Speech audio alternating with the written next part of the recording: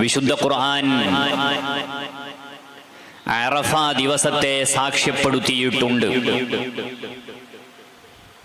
വസ്സമാഇ ദാത്തിൽ ബുറൂജ് വൽയൗമിൽ മൗഊദ് വശാഹിദിൻ വമശ്ഹൂദ്.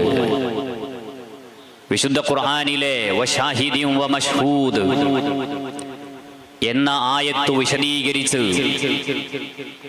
ഇമാം ശാഫിഈ റഹിമഹുല്ലാഹ് തന്റെ മുസ്നദിൽ രേഖപ്പെടുത്തുന്നത് നബി സല്ലല്ലാഹു അലൈഹി വസല്ലമ തങ്ങളെ തൊട്ടുള്ള ഒരു ഹദീസ്.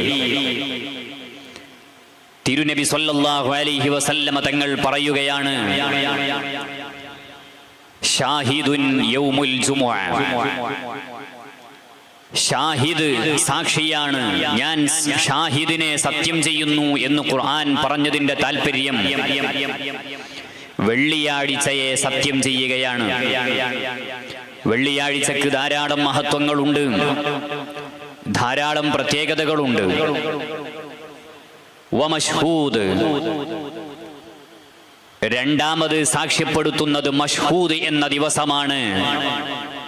ഇമാം ഷാഫിഈ റഹിമഹുല്ലാഹ് മുസ്നദിൽ ഉദ്ധരിക്കുന്നു, മശ്ഹൂദ് എന്ന് പറഞ്ഞാൽ യൗമു അറഫ, അത് അറഫ നാളാണ്.